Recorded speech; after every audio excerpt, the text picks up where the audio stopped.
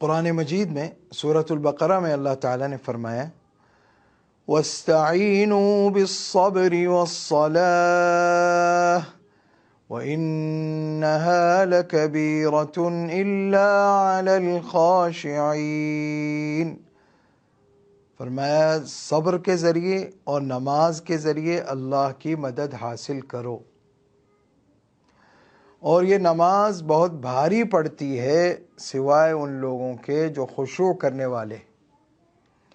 وَاسْتَعِينُوا بِالصَّبْرِ، صبر کے ذریعے مدد حاصل کرو۔ معنی کیا ہے کہ یہ تو ہو نہیں سکتا کہ زندگی میں کوئی تکلیف نہ آئے، کوئی پریشانی نہ آئے، کوئی غم نہ آئے، کیونکہ یہ دنیا ہے، یہاں پر غم بھی آئے گا، تکلیف بھی آئے گی، پریشانی بھی آئے گی، کوئی ایسا نہیں جس کی زندگی اس کے بغیر گزر جائے۔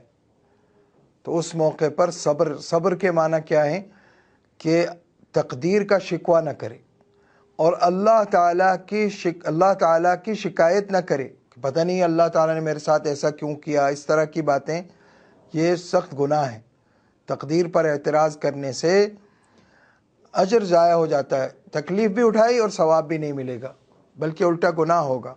جبکہ جو صبر کرتا ہے اور یہ سوچتا ہے کہ اس میں کتنی حکمتیں اللہ تعالیٰ کی میں نہیں جانتا، اللہ جانتا ہے، اور میرے حق میں کیا بہتر ہے یہ بھی میرا مولا جانتا ہے۔ اور جو تکلیفیں آتی ہیں یہ ہماری کبھی اصلاح کے لیے آتی ہیں اور کبھی رفع درجات کے لیے آتی ہیں، اور قیامت کے دن جب ان تکلیفوں کا اجر ملے گا، کوئی غم آ گیا، کوئی تکلیف آ گئی، اس کا جو اجر ملے گا قیامت کے دن بلا محنت، یعنی 40 سال کی تہجد پر اتنا بڑا اجر نہیں ہے جتنا ایک بڑی تکلیف پر صبر کا اجر ہے، اتنا اجر ہے صبر کا۔ وَاسْتَعِينُوا بِالصَّبْرِ وَالصَّلَاةِ، اور فرمایا اور نماز کے ذریعے۔ حضور علیہ السلام کو جب بھی کوئی قابل فکر اور قابل پریشانی کوئی ایسی بات پیش آتی تھی، فوراً نوافل میں مشغول ہو جاتے تھے۔ اور آج کا مسلمان کیا کہتا ہے؟ کہتا ہے جب طبیعت ٹھیک ہوگی، جب میرا ذہن حاضر ہوگا تب نوافل پڑھوں گا نا۔ حالانکہ تکلیف دور ہو جاتی ہے نوافل میں۔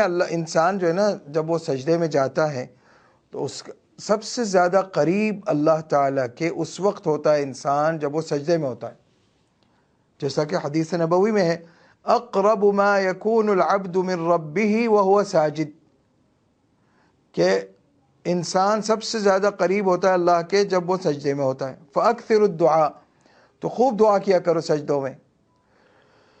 تو یہ ایک سجدہ جو تجھ پہ گراں گزرتا ہے دیتا ہے تجھے 1000 سجدوں سے نجات۔ اور کسی نے اس پہ کہا ہے، حج اور عمرے میں جو دھکے وغیرہ لگتے ہیں نا، اس کے بارے میں کسی نے اس شعر کو تھوڑا سا تبدیل کر دیا۔ اس نے کہا یہ ایک دھکا جو تجھ پہ گراں گزرتا ہے دیتا ہے تجھ کو 1000 دھکوں سے نجات۔ تو اس لیے اللہ کی راہ کا کوئی دھکا، کوئی تکلیف وہ ضائع نہیں جاتی۔ تو مومن کی تکلیف جو صبر کرتا ہے اس کو اتنا اجر ملتا ہے اور اتنا اللہ کے قریب ہو جاتا ہے۔ بعض لوگ اللہ سے دور ہوتے ہیں اپنے برے اعمال کی وجہ سے، اللہ تعالیٰ کوئی تکلیف بھیج کر انہیں اپنے سے قریب کر لیتا ہے۔ اگر وہ تکلیف نہ آتی نہ یہ مسجد جاتا، نہ یہ اللہ والوں کے پاس جاتا، نہ علماء کرام سے دعائیں کراتا، نہ ماں باپ سے دعا کراتا۔ تکلیف آتی ہے تو ماں باپ سے بھی دعائیں کراتا ہے، علماء کرام سے بھی دعائیں کراتا ہے، نیک لوگوں کے پاس جاتا ہے۔ تکلیف نہ آتی تو ان کے پاس بھی نہیں پھٹکتا۔